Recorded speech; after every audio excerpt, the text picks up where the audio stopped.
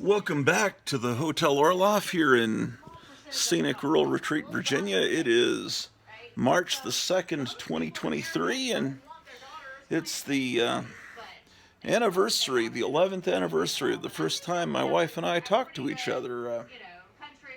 I called her up. She lived in the other side of Texas. I started talking to her online, called her up, and we talked for hours. In fact, I drove to Taco Cabana and back while I was talking to her. So I consider that Taco Cabana in Arlington, Texas to be our first date, even though she wasn't there. Anyway, so she was down in Houston and I was up in the north part of Texas, in Arlington, Texas. And then I guess within a week I drove down and got her, and I was going to take her to a pinball convention there in Dallas, but she never left, and then we wound up married, and so it's 11 years later. So it's not the anniversary of our wedding, but it's the anniversary of us talking for the first time, meeting virtually. So that's kind of neat. A friend, coworker, was clearing out the attic above their garage and found a bunch of things, and thought I'd show you something that's somewhat interesting to me. It's a Sears and Roebuck wallpaper catalog from a long time ago, over 100 years ago. Oh boy, how am I going to do this with the way I'm holding the camera? This is going to be difficult. I just wanted to show you. It has little samples of the wallpaper you could get probably around 1910, and you could order it. And but these are just little swatches of the wallpaper. Now, someone that's computer knowledgeable, or there's a lady on YouTube named Christine McConnell that restores old houses and decorates them in a Gothic way. And when you have these, see if I can get a good shot. When you have these wallpaper samples, you can replicate it with a computer, or if you're good with painting, and you could turn it into, cover a whole wall. I suppose these are all the different wallpaper samples and how much they cost. Book is not in that great a condition, but it's a wonderful little sample. You wonder how many of these exist. Wallpaper sample books. This is that's kind of neat. Yeah, that Christine McConnell is someone that my wife likes to watch. She could take something like this and turn it, and with a paintbrush recreate it and cover a whole wall, and it would look like you've got brand new wallpaper from 1900. But I thought I'd show you this.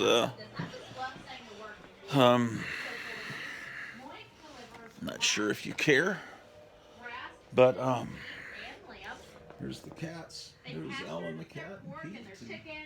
And here's old Drew the dog sleeping.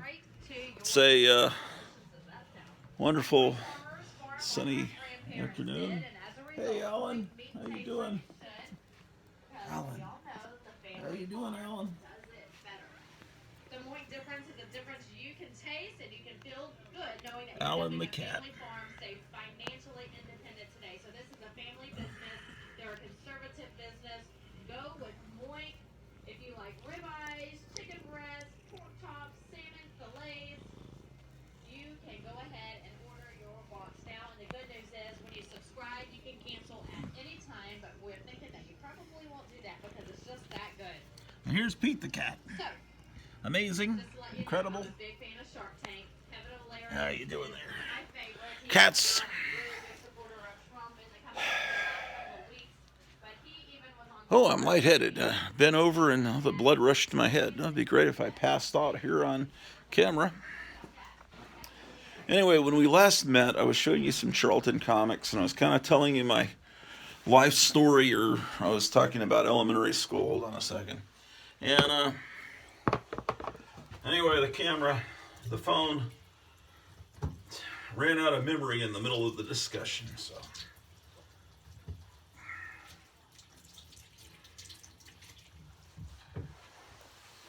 one moment.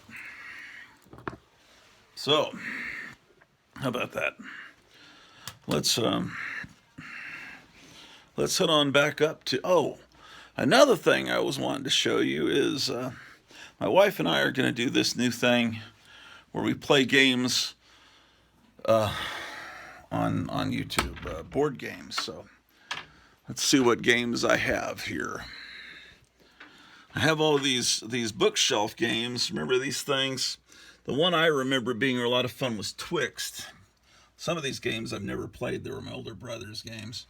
But I've never played Tripoli, Deluxe Tripoli, or Tripoli, or whatever. There's a Spirograph, Checkers, Imperium. This is what Clue originally looked like. This is an original version of Clue. And there's Risk. That was one of my favorite games. I wonder if my wife's ever played Risk. Here's Zippity Speedway. That's fun. That's not my original. The original I gave to my nephew, and this is one I had, and I regretted it. And so I bought another one, or my wife bought me that as a present. Here's Battling Tops. That's from my childhood. That was a fun game. And there's Concentration and Match Game. Those are based on TV game shows. But I've got board games everywhere. And then we'll get back up and continue looking at Charlton Comics. Let's go down to the basement. There's some games down there too. I'm just I want to get an inventory of the games I've got so my wife can help me choose what games we play here online.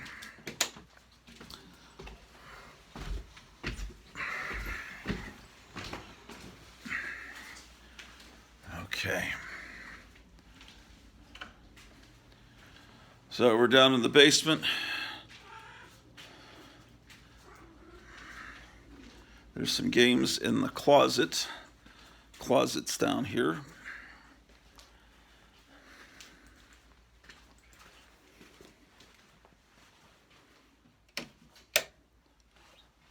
Okay. Let's see what we got here. Oh, there is some cool games here. Here is there's Monster Squad. And there's my childhood Casper game. I've got two versions of Mad Magazine. There's a more modern version of Risk, Life, Titanic, and Bermuda Triangle. These are 70s games. And over here, Prize Property. That's a fun game. Ring Toss. This G.I. Joe game I got at a thrift store. Blast. That's a fun game. And I've got two Haunted Mansion games from Disney World. And okay. Let's look in the closet in the other room. What else? Well, there's Rock'em Sock'em Robots, but yeah, I don't. That would be a fun game to play. It just those games always. I went through 3 or 4 Rock'em Sock'em Robots as a kid because they would break. I don't want to break that one because that's a vintage 1960s Rock'em Sock'em Robots game. So that game may be in retirement. Oh, over here is the Planet of the Apes board game from my childhood. Okay, so let's see what's in here.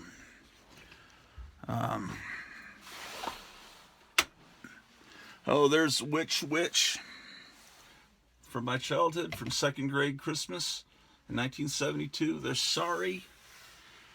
And over here, there's nothing. Okay. There's a Logan's Run puzzle. There's also spider webs in this closet. I haven't opened it in a while. Okay. So most of the games are going to be upstairs on the third floor. If you count the basement as the first floor, they'll be upstairs. Yes, indeed. Okay, I got to clean this attic up. It's one of my goals, and it will happen soon.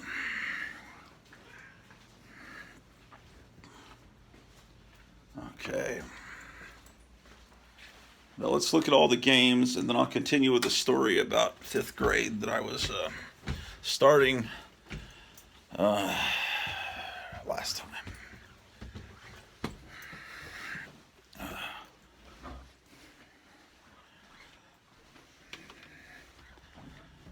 Okay.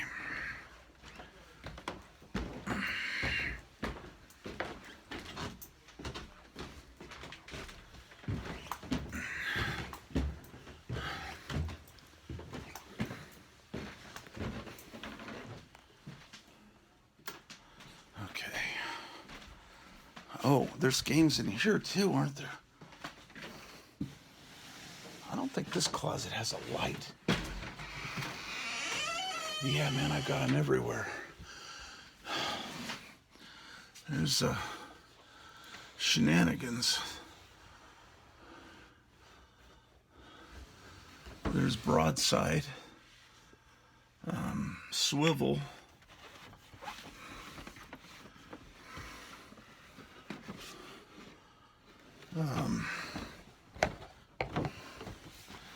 Here's the Bionic Woman game, Monopoly, King Oil, another version of Risk, Survive, Stratego, Operation. Okay.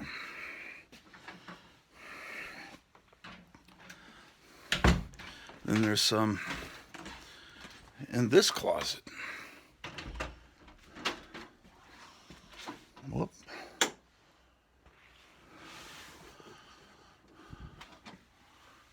Okay. There's Battleship, Sorry, Thunderball, Annie Oakley, Trails to Trimble By, Booby Trap was one of my favorites. Stingray, Kreskin's ESP, Battleship, Barnabas Collins, Pee-wee's, oh, that's Colorform set, and Poppin' Hoppies. There's the Star Wars Electronic Battle Command game. Okay. And were there some over? Here's a Batman game from 1966, and the Green Ghost game back there, which I think would be a lot of fun for us to play. And that's a glow-in-the-dark game. And are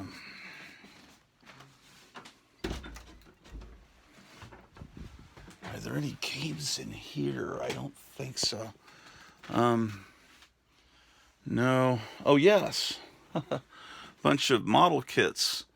It almost looks like a model kit store.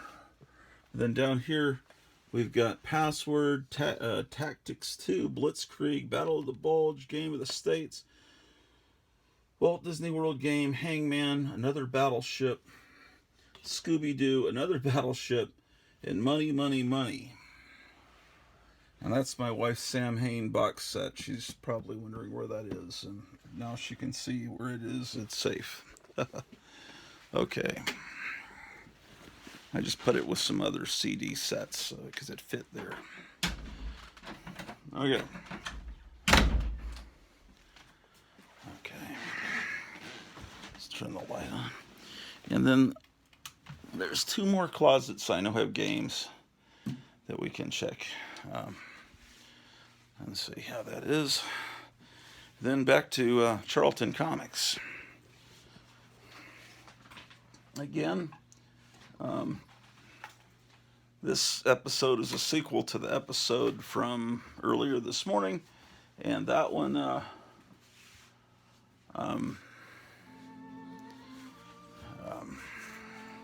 we were looking at Charlton Comics, and I was just talking about random stuff, but then I started kind of telling you all my childhood memories. Okay.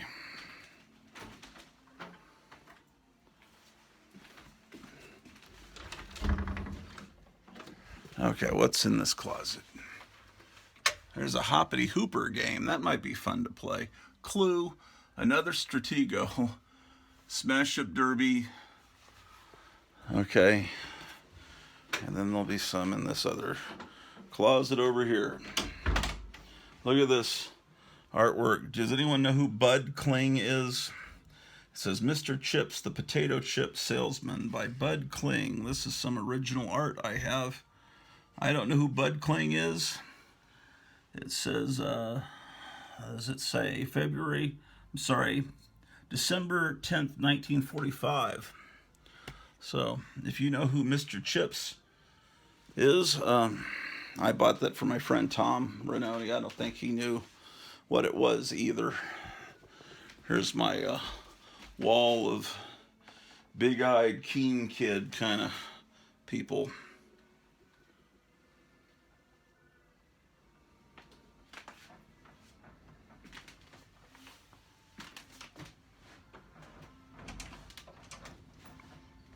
All right, let's see what's in here. Oh, there's some games in here too. Voice of the Mummy, the Teen Time game. There's the Count Dracula color forums. Who's It Dungeon Dice, Tic-Tac-Doe TV game. All right, amazing.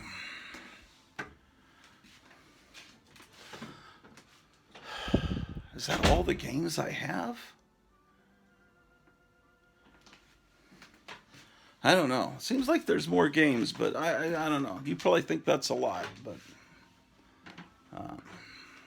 oh well. We'll play all of those games if you want. And over here, I think, is a pair of fangs that are supposed to be in the Barnabas Collins game. Where did they get put? Because if I open up that Barnabas Collins Dark Shadows game, I need to put the fangs back in it. Where'd the fangs go? Oh. I think this is the pair of fangs that go in that game. You're supposed to wear them while you play the game. Okay, fantastic. Amazing. Well, those are the games I've got. Hoppity Hooper. I don't know. Don't I have an Annie Oakley game? Did I see an Annie Oakley game? I know I do.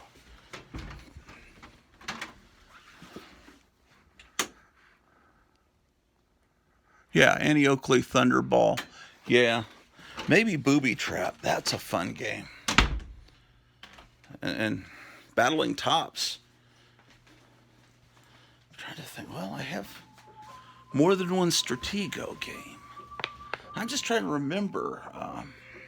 I've got Cuckoo Choo Choo. That's a fun game, but I don't know if it still works. I maybe need to get a working Cuckoo Choo Choo. You don't even know what I'm talking about. One that I had as a kid that I guess I gave away to my nephew was Don't Break the Ice.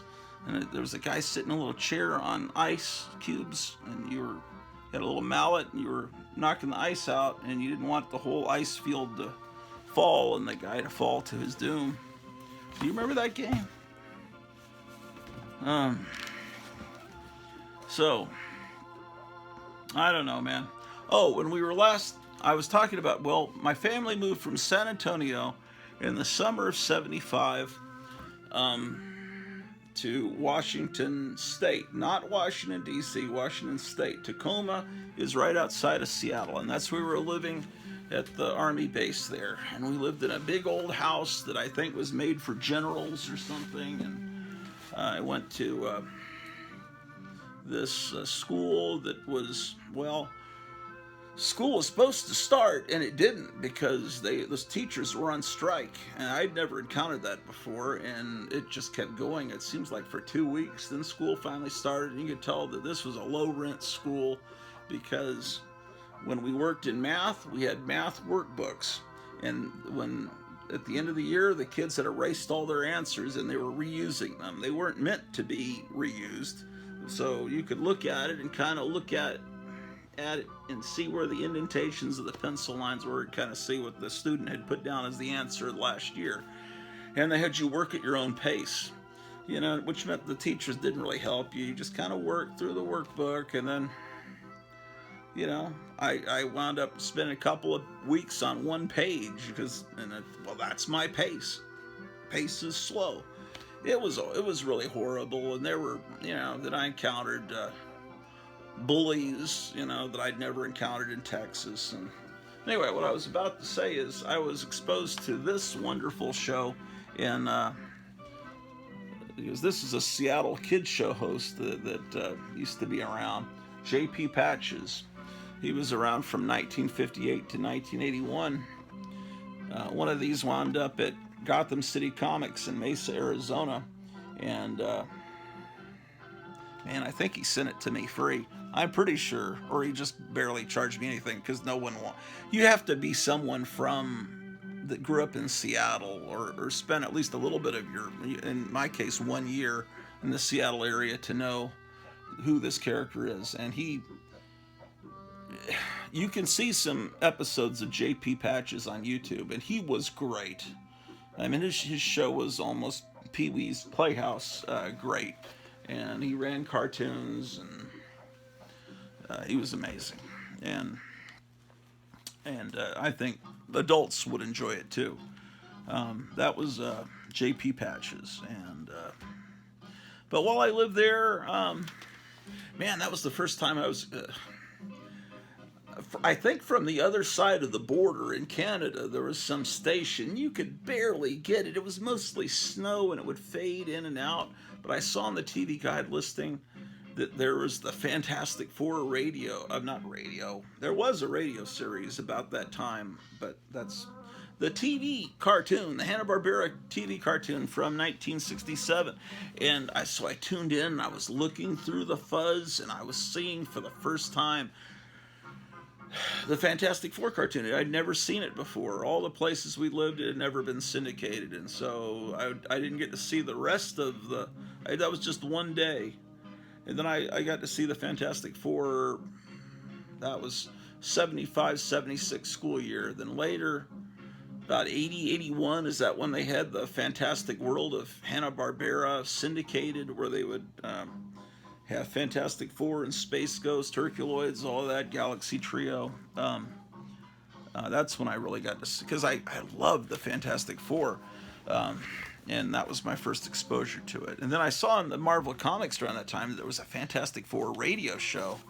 And that was around 75, 76. But I never got to hear that years later until eBay came along, and I bought a CD, like a bootleg CD set of the whole radio series with Bill Murray playing the Human Torch before he was on Saturday Night Live. And that's great. That series is great. You can just hear it for free now on YouTube. Just type in Fantastic Four radio show. I mean, everything's available to you now. There's years back then, you'd had to wait years to see something or hear something.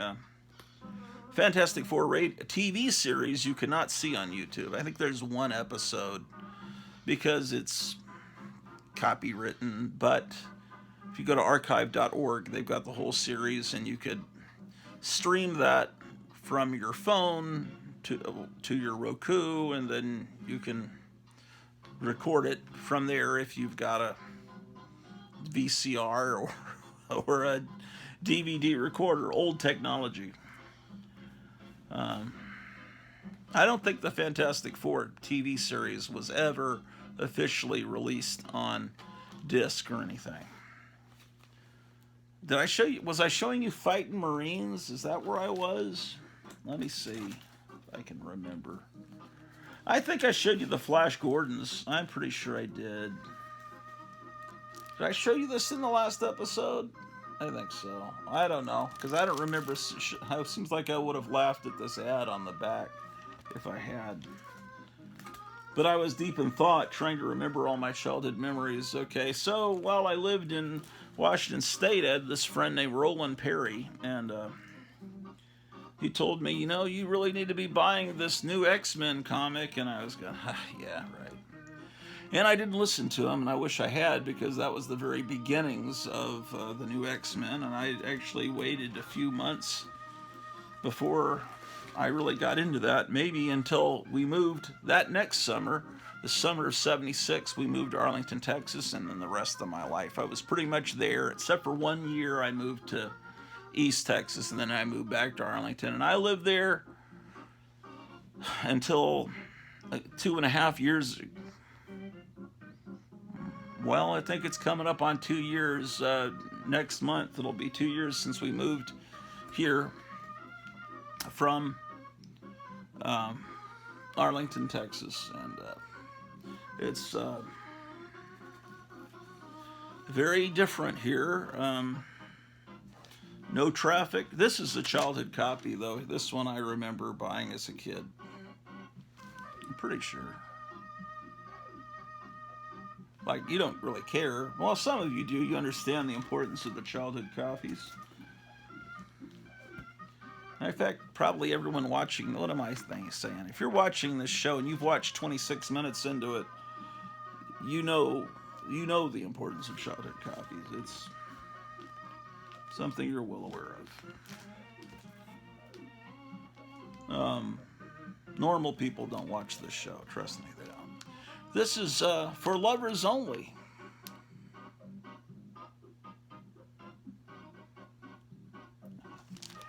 How about that?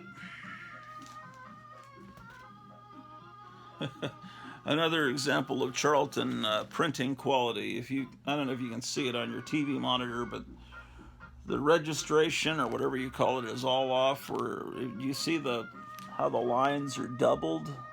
It's like you're seeing double, or it's almost like it's a 3D image because every line is. Maybe you can see it. I don't know. The older Charltons look more like this. But, see, and it says a Charlton publication up there in the corner. These dots mean that means I got this book at Duncanville Comics near Dallas. It's an amazing comic store that used to be near me, but now it's 11 hours away now that we've moved across the country. But here's one of those modern comics reprints. These were from the late 70s and sold in packs of 3. I'm not sure if modern comics reprints are considered valuable now or not. I mean, they're pretty much like the original comics, except the ads are updated. Like this issue of From Beyond the Grave, or just Beyond the Grave, was a 1975 comic, and then it's reprinted three years later in 1978. So the ads are, it's still pretty much the same time period, but the skateboarding is more indicative of 1978 than 1975. I don't remember anybody skateboarding in 1975. It seems like that came along a little bit later. As the 70s wore on, some things, like the beginning of the 70s, nobody played soccer, just a few weirdos. It was still considered this exotic foreign sport. And by the end of the 70s, it was more accepted. I've got this under F. I must have thought this is From Beyond the Grave, but it's just Beyond the Grave. So I need to put this under B in my Charlton Comics. So let me change that. Beyond the Grave. Battlefield Action. Billy the Kid. Beetle Bailey. Beyond the Grave would go between Beetle Bailey and Billy the Kid. Charlton had a tremendous output of comics. They put out a lot of titles.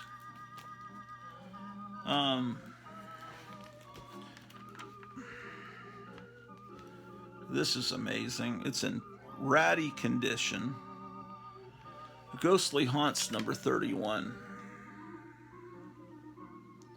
And it's like you almost can't see that tear there because it just looks like water, waves or something, but it's in pretty ratty shape. But it's better to have one in ratty shape than not to have it. I don't remember. Someone said something like that. Low grade is better than no grade. Is that what somebody... I don't remember what somebody said. This is great. Number 32. This, that was 31. Damn. this painted cover is really nice. This girl host, like a kind of, I guess you would call her a witch. I forget her name.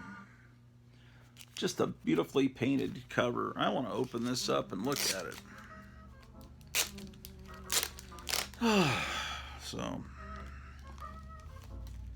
So hopefully I'll film a show tonight where my wife and I play one of those games that you just saw. And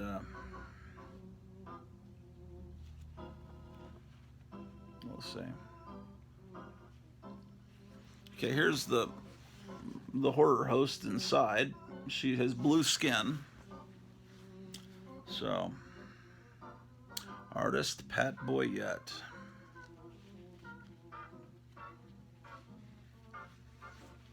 They're advertising all their haunted ghost comics.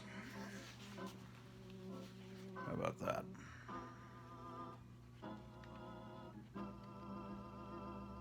Oh, this is in rip. Yeah, bad shape. You don't even notice it when it's in the bag. This is not a childhood copy, so I'm not responsible for that damage. There's that girl again, as drawn by Steve Ditko. What is her name, man? Charlton 66 would just be able to immediately tell you what her name is, I guarantee you. But there she is again. Very unique. Well, DC had in their comic, It's Midnight, the Witching Hour, they had a cute kind of mod witch. There were 3 witches, and one of them was kind of this hip, blonde, beautiful witch. And I guess that's along the same lines. If she's a witch, I don't know what she is with the blue skin.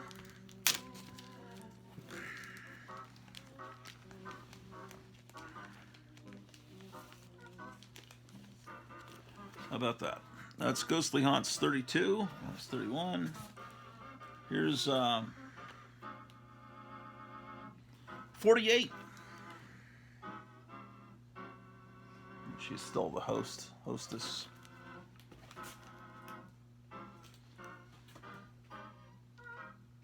Here's 54. You know, over the years, whenever I found these, I have bought them. You just don't see Charlton Comics that often because most comic stores aren't going to stock these. They just figure they'll never sell. This is beautiful. This is a 1960s one. Ghostly Tales from the Haunted House. And there's the host of Ghostly Tales. A lot of times they would have a lot of words on the cover of these Charlton books from that time period. Here's that one was what did I say it was? I didn't say. I don't see the number on it on the front. Have to open it up.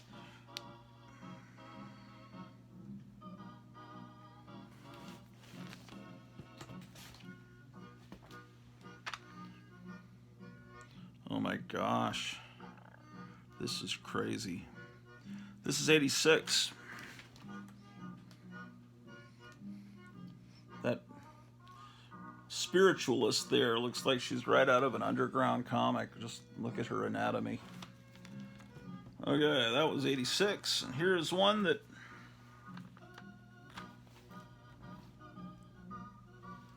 well this is number 88. It's some long ago garage sale. It sold for 15 cents.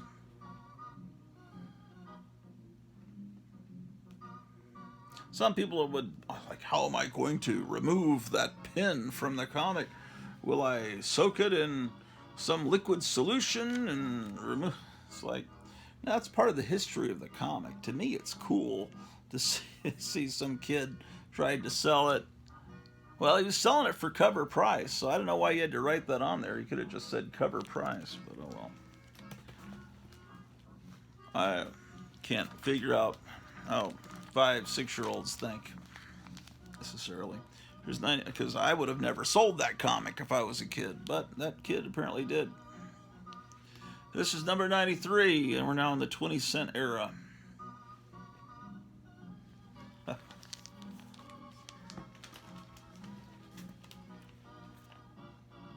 111. Steve Ditko would rather work for this low-end, low-rent, bottom-tier comic company where he had complete freedom than for Marvel, where he was told to do things or felt like he was being stolen from, or, you know, asked to write, you know, stories that went against his principles, his convictions, his philosophy. I was going to say religion, but you wouldn't call it's objectivism, right? The Ayn Rand philosophy is not a religion. It's, although some people might argue, it's more of a philosophy. Philosophy that there's absolute good and absolute bad, and there's no in between. There's no, you're either good or you're bad. That's how they look at the world. You're on one side or the other. So he didn't like moral ambiguity.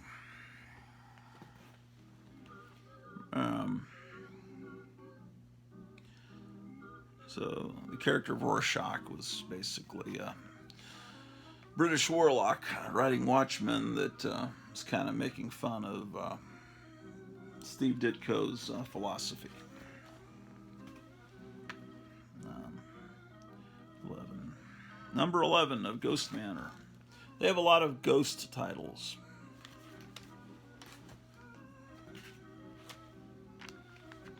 Now this is a different girl, isn't it? Let me see. Let me go back. Yeah, well, I don't know. Is this a different girl?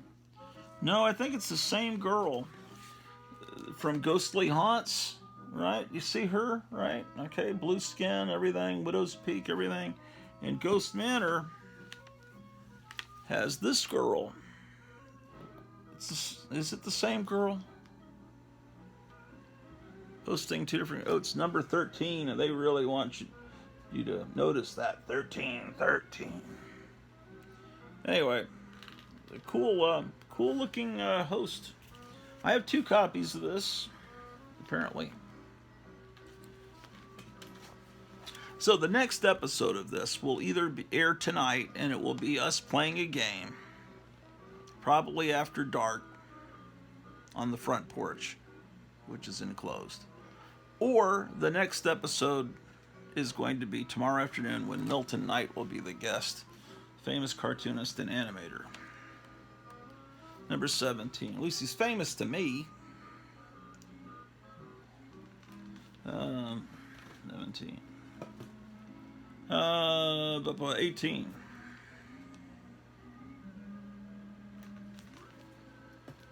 Okay, now this one is a childhood copy. This one I bought off the rack, or as OTR, as the comic book people say, because they're the real comic collectors, because they make up acronyms. You know, those of us that have been loving these comics our lives, we're not the real guys. They're the real guys. This one has been crushed at some point, not by me. I don't take credit for it, but it's been crushed in a box. And of course, I probably should put it in a bag and board.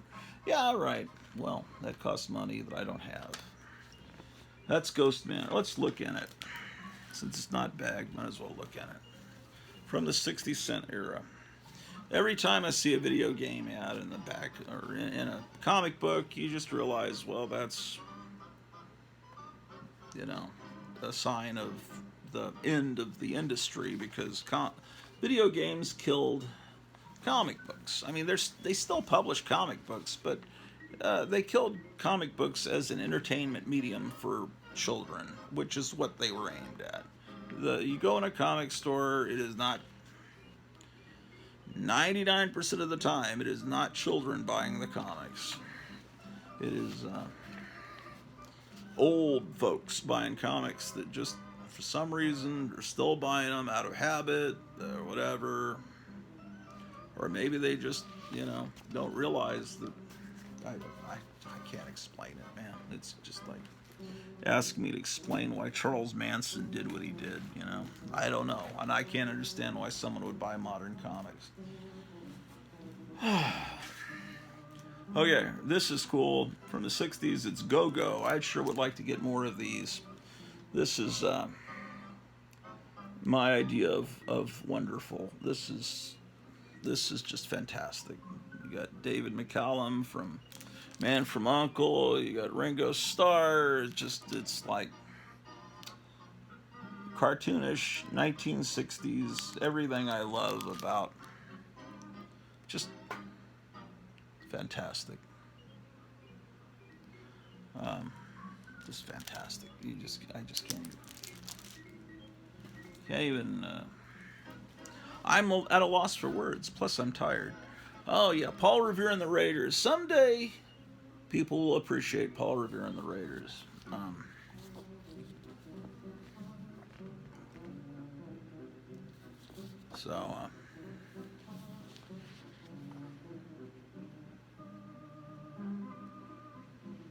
Inside, it's quite wonderful. And pretty good art as well.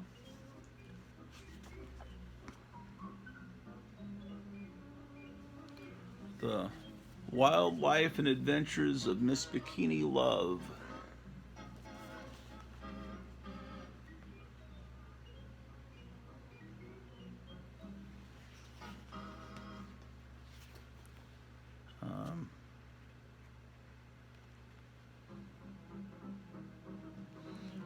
This is their idea of a pinup. You tear off the front cover and put this picture of Paul Revere and the Raiders up. Yep. Okay, what do we have now? It's Gunfighters with a John Severin cover. It's from May of 1981. Condition good.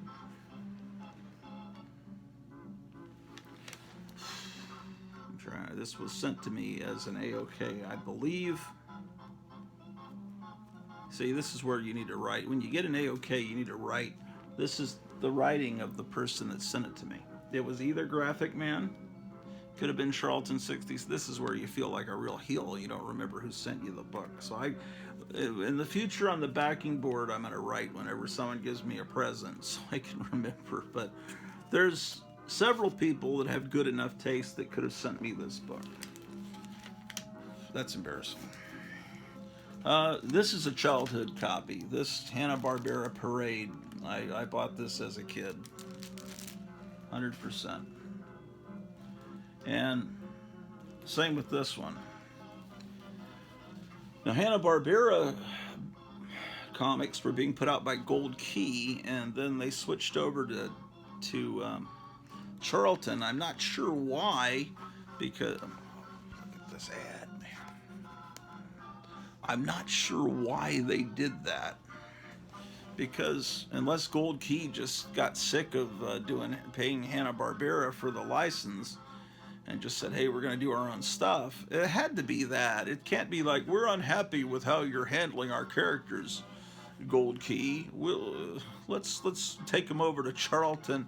Well, they'll be printed on cheap paper and drawn like that. Not that this is bad art, but you know, it's. I don't want to insult Charlton, but you know, it's just. Actually, it's pretty good. It's pretty good, but. Oh, I need to not put my foot in my mouth. Let's see here. And when did this come out? My magnifying glass is downstairs. It's 1972, March 1972. So I was still in Germany. We were living in Heidelberg. It's right before we moved to San Antonio. Oh, well, I was moving back to 1976. Well, 1976, we got on a plane and flew to Arlington, Texas, and my dad wanted to retire from the military, and that was a good place to retire, he thought, because he'd visited there several times because my oldest brother was going to school at the University of Texas at Arlington, and he liked the area, so my parents bought a house for, I think, $28,000, and I inherited the house later, and that's the house we sold to move here, and it had gone up incredibly in value since then. What is $28,000 in 1976 is, I don't remember what we sold the house for, but it was enough that we could pay for this place with cash. And so we're now in a place where you don't worry about the packages being stolen from your doorstep. There's really virtually no crime here. I mean, it's like completely, people don't lock their doors, their cars, their houses. It's like 1950s Mayberry. I mean, nothing is perfect anywhere, but there's not as many places to shop. But there were a lot of places for me to shop back in Dallas, Fort Worth, and I never went out to them. There were tons of comic book stores that I never went to. I just didn't want to deal with the traffic, or or I didn't have the money. It was just, it's like, well, sometimes you appreciate, I don't know. Now, when I'm buying comics, I buy them from Mesa, Arizona, from Gotham City Comics, and I've got to send him some money at some point. I've got to coordinate that with my wife, because he's got some amazing stuff in my hold pile that I want to get. And here comes some modern comics. Here's Haunted Love, Tales of Gothic Romance. Where did all this come from? The Gothic romance in comics? Well, it came from Dark Shadows, that started in 1966 as a regular soap. It was a Gothic soap opera, but it had a ghost, but it was, then they decided, hey, we're almost they're gonna cancel us if we don't bring our ratings up. So they brought in a vampire, and then the show just became a huge hit. And the vampire, who was supposed to be a bad guy, wound up being the hero, and he gradually turned into the hero of the show, and women loved him, and that watched the show, and teenage girls and everything. So Gothic romance became big, and I guess there's certain girls that have always loved Gothic romance, going back to Wuthering Heights and long before that. Okay, here's some Hercules comics. Graphic Man has been showing some of these Hercules comics. These are reprints of the 60s comics. These are quite well done. Hercules was big in the 60s because of the Steve Reeves movies, and then there was a Hercules cartoon on television, early 60s, and but everyone did. Hercules there was a Hercules in Marvel Comics, that in the Thor comic, and everyone could do a Hercules. It was a Hercules meets the Three Stooges. You couldn't copyright Hercules because he was part of ancient Greek religion. He was a demigod. There's a whole city, Herculaneum, named after Hercules, that was taken out by a volcano. So this is very well done, and Charlton knew this was well done, and they reprinted this constantly, including relatively recently. I don't know who officially owns the rights to the Charlton name. I know Mort Todd has a Charlton Neo comic line. I remember when I first had Milton Knight on my show, I kept reaching out to Mort Todd. I wanted to bring him on my show really bad, and he'd always say, yeah, well, maybe later, and I just eventually just stopped trying because I didn't want to seem like I was groveling. But maybe I should try again. back then I thought, well, I'll make my show like real big and I'll interview people, and I interviewed a few people, and then I just wound up not trying as hard. Here's another Hercules comic, also from the 60s, but this is a late 70s Modern Comics reprint that I guess I got at the Carswell Air Force Base. Okay, so now it's 6th grade. I'm living in Arlington, Texas, and Texas is my home state. It's where my mom was from, but you know, it was always kind of miserable going to school there. In college, my second year of college, I met a whole network of cool people, and of all those people,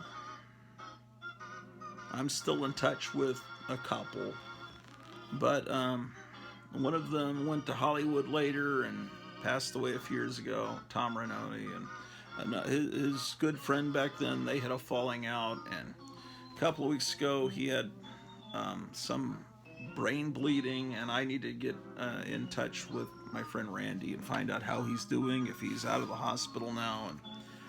And here's another. It's just, yeah, I don't know. Here's Charlton Classics reprinting the Hercules comics, so in a more modern era. Yeah, they reprinted this stuff multiple times. Yeah. This one, I think it was being thrown away at a comic store. This comic store used to have a box outside their store. They just put things, it's like, ugh, take me, take this crap away. And this was in the box, and yeah, it looks like it's, yeah. But these Halloween costumes, obviously that's a Kiss knockoff. Be a clown, be an Indian, be a monster. That's a little insulting to Native Americans to be grouped in with those others, but, well, I didn't mean to insult clowns. There's a couple of clowns, literal clowns, that watch the show. That's their actual profession. I don't know if they watch the show, but they've been on the show before as guests. Maybe I should reach out to them and see if they'd like to come on again. Okay, this is what I was talking about. This is in recent days, like in the 2000s, because look, they're charging $6 for it, and it's a thick book. It's reprinting the Charlton Hercules again. They just kept reprinting this because it was one of the great things that Charlton did. Another great thing Charlton did was they had a Tarzan comic, but it was not authorized by Edgar Rice Burroughs. So, but it was, everyone agrees, Edgar Rice Burroughs fans agree that it was a very well done comic. It just it wasn't being done with permission, so they had to stop it pretty quick. It's been reprinted in a hardcover form. I have it in the other room, but that was one thing they did well. Okay, here's another box of Charlton's. Here's High School Confidential Diary. Canteen is what dances were called during World War II, when the GIs would come and dance with girls. But years later, on into the late 1950s and early 60s, at middle schools and high schools, they're still calling the teenage dances, the sock ops, canteens. They just kind of stuck with it. Here's a childhood copy. I bought this in Seguin, Texas, when we went for my grandfather's funeral. I remember this. I hate that Hong Kong Phooey has become associated with, in my mind, with my grandfather's funeral, but that's just the way it is.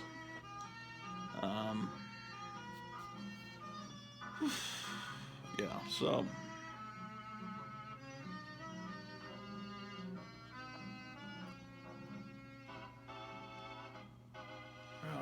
here's Mighty Mystic Magnets. I guess it's the power of magnetism is mystic. Well, the last time I did an episode, it only went for an hour and 3 minutes. I don't know if it'll go longer this time, but I never know when it's going to end. It'll end in the middle of my sentence, so I'll say goodbye, folks. See you next time, and that's my closing. And just in case I end in the middle of a sentence again, then you will know Yeah. This one could certainly use like some kind of flattening. It's all crumpled up. It's just, this was just a piece of. It's just, it would be, most people could just throw this in the garbage, but I can't do that. So it's just, yeah, it's had some problems. I don't know how that even came into my collection. They did a lot of these hot rod comics too.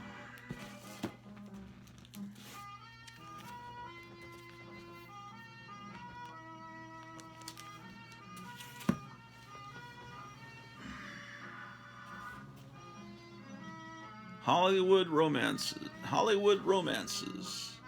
Cardboard Casanova. What is she saying there? I love you, Lilith. Stop it, you Romeo. That's not in the script. Do they really name women Lilith? Have you ever met anyone named Lilith?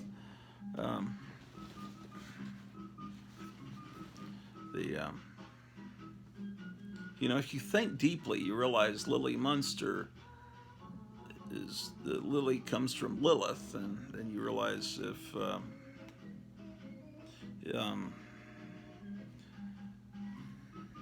there's stuff that's not in the Bible that we read today that is considered apocryphal, but I believe that what it is Adam had a first wife named Lilith that was evil, and then Eve was, that's something they don't mention, right?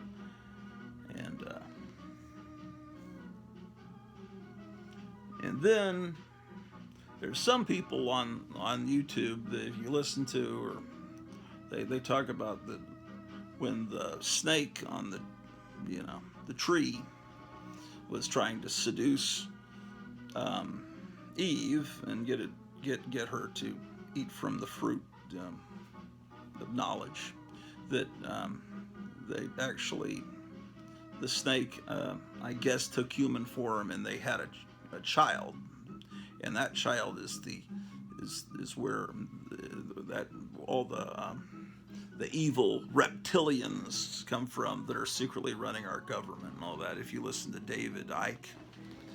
Look at this ad. Lose fat now. Here's a modern comic reprinting House of Yang. Nice cover. Unfortunate title, but this is from the Kung Fu era of the early 70s. This is a modern comic, fake reprint from later, but this was originally printed in 1975. It seems like with these modern comics, they reprinted a bunch of stuff from 1975, and then a bunch of stuff from like right around 66, 67. I don't know why they chose those two particular years to reprint. This Huckleberry Hound is a childhood copy that I got while I was living in Germany, I believe. Let's see if I'm correct. January 72. Yeah, that would have been, well, my first grade year was 1971-72, so this came out right in the middle of my first grade year.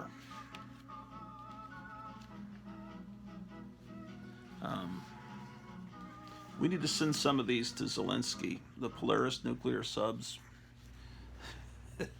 Biden should say, hey, we're sending you 1,000 Polaris nuclear subs, and he gets these cardboard things that used to be $7 back in 1970. What was it, 71? Is that what it said? Or is no, 72. Wow. This free booklet tells you how you can break into computer programming. You imagine, they're actually right. You got into computer programming, then, after about 10 years, you'd be, look at this. Fat Dan and Bobbin, they certainly weren't Hanna-Barbera characters. This is pretty good. What is the deal? Why was Huckleberry Hound a blue dog? They never explain why the dog is blue. But I guess I'm thinking too hard. Ah, look, it's I Love You with Susan Day. Full figure poster of Susan Day. That sounds like it's worth opening.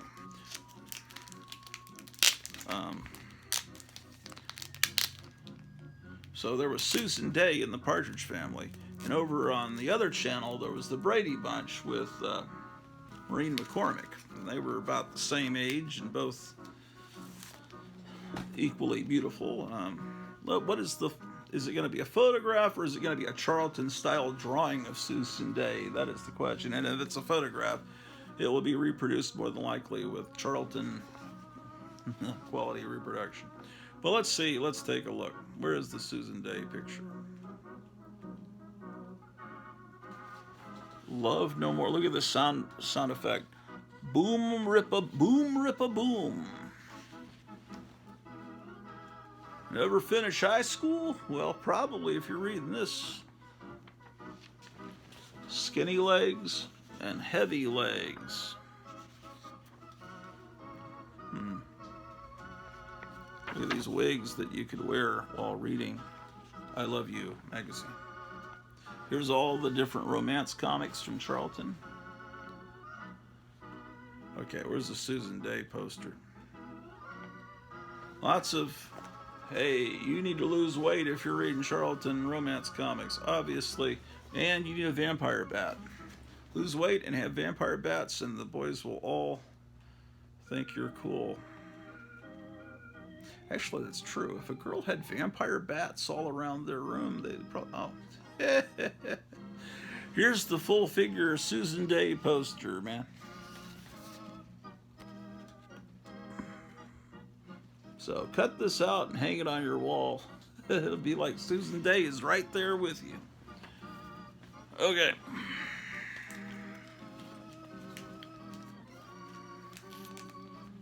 Amazing.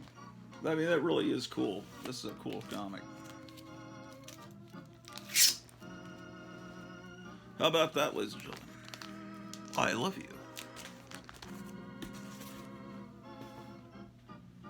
By the way, folks, have I told you lately about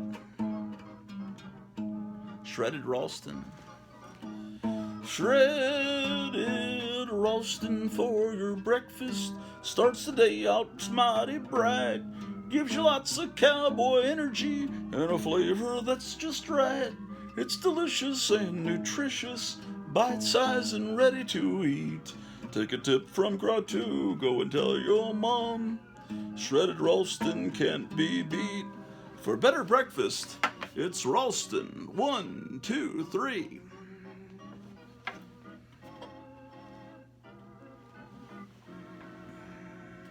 Do you know that Shredded Ralston is our new sponsor along with Gotham City Comics in Mesa, Arizona? Call them up, Gotham City Comics. Don't call up Ralston. Is Ralston even still in business? Maybe not. It used to be the jingle went, take a tip from Tom, go and tell your mom Shredded Ralston can't be beat, because it was Tom Mix on old radio, but it doesn't work quite as well. Take a tip from Gratu, go and tell your mom. It doesn't rhyme. So what rhymes with Gratu? Take a tip from Grot, go and tell your pop. Shredded Ralston. No. Take a tip from Gratu. What rhymes with Gratu, man?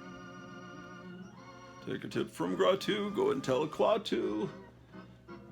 I have to keep showing you this ad every time it appears because it's amazing. Oh, look, and you can put this on your wall and turn on, tune in, drop out. You can just psychically go right into this poster. David Wilcock was on live earlier today, and I didn't hear. I will watch it later. He was talking about that sometimes people have to be reincarnated in order to get their life. They didn't do it. They got to learn lessons. And he's this new age guy that's kind of half.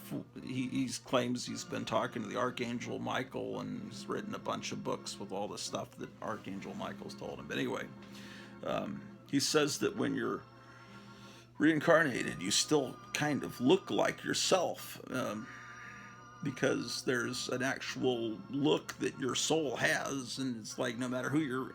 And that explains Dark Shadows. Whenever they'd travel through time, they'd meet members of the family, and they'd be different, but it was the same actors playing them, ancestors and stuff. And it's like maybe Dark Shadows had it. Maybe Dan Curtis had it all down cosmically, mystically. I'm looking at the Jetsons, ladies and gentlemen. Look at that. How about that? Here's Judo Master, who will never be seen quite the same after the Peacemaker TV show. There's Judo Master. This is could be one of the first martial arts comics that I'm aware of that existed. This is a Modern Comics reprint in the late 70s of a comic from 1966. Yeah, this is in. Was there ever martial arts in comics before that? I don't know. Here's another Modern Comics reprint. I don't know if speculation has people speculate over that character. I don't know. I don't know how people think. Here's Jungle Jim number. Oh man, we're going all the way to 100 an hour and 6 minutes and 11 seconds. How about that?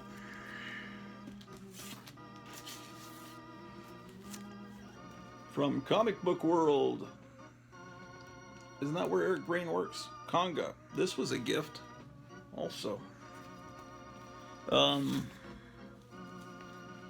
Love Diary, not Diarrhea, sorry.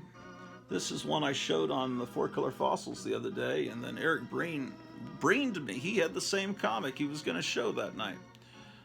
What I was pointing out to them, to the gentleman on 4-Color Fossils, is this ad. Rinses away blackheads, helps dry up acne and pimples, and if you look close up, the printing on this, there's dots all over their faces just from the bad printing of Charlton that kind of negates the whole idea. And these girls don't look that great either. But anyway, oh, look at this dollhouse, man. How about that? And the monster-sized monsters. They always figure you haven't finished high school. Yes. Apparently this was sold for 10 cents somewhere. A used bookstore, a garage sale. Originally it was 15 cents. How about that? The final frontier for comic book collectors are these romance comics, because the last thing out there that is affordable, and pretty soon these won't be affordable either. Maybe that's already happened. I don't know. Here's another issue of Love Diary. This time they have a life-size poster of David Cassidy. Sorry, I'm showing my age. David Cassidy. A few years later, Sean Cassidy, his younger brother, would be the big idol. This is a beautiful cover. But yeah, David Cassidy from the Partridge Family. And if you open it up, I'm sure it's just going to be another line drawing. In fact, let's do that. It's going to be just equally. But for the girls out there, we'll look at David Cassidy. Beautiful artwork here. And I'm not being sarcastic. Oh, there it is. David Cassidy. How about that?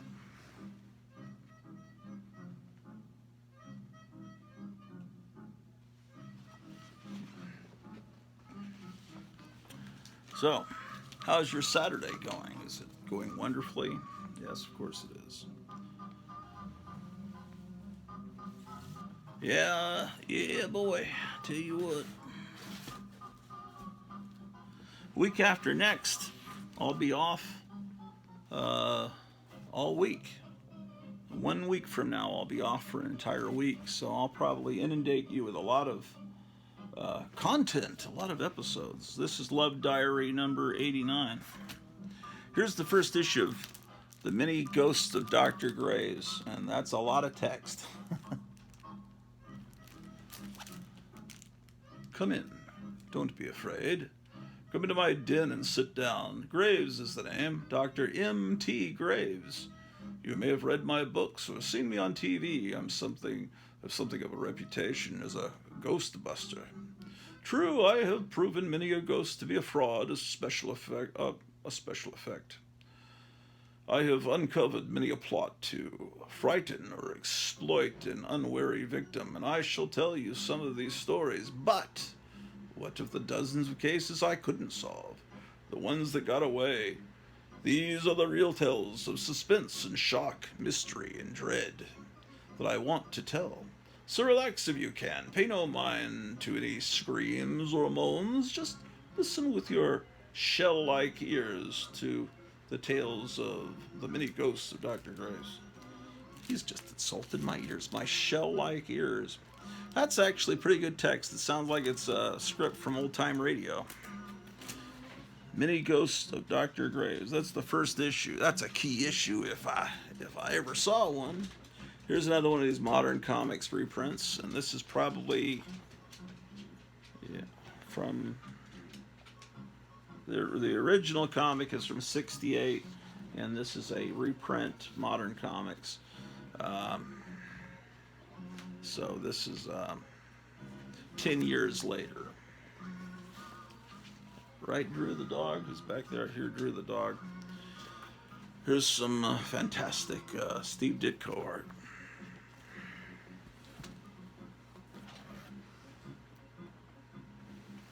Here in the green hills of Ireland, a American movie producer, Spiro Ruse, in a wild frenzy, has discovered that leprechauns and gold do exist.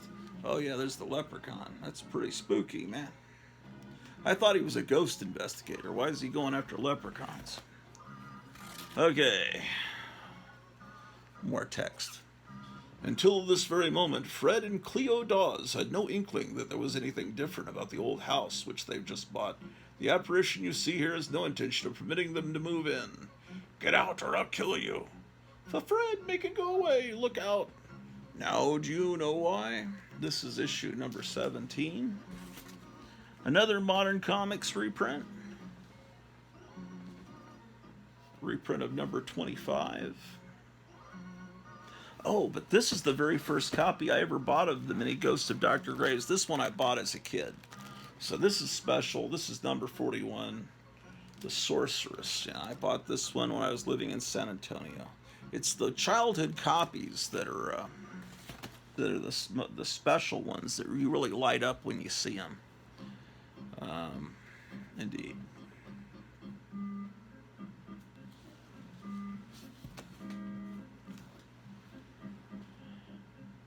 Ooh, this is some bad printing. You know, that would happen with Charlton a lot. They just misalign the printing, and it's not like this has lost the cover gloss. This is just the way the comics were when they were new. They were just this matte finish. I guarantee you that's the way they were because I was there. I know what these comics.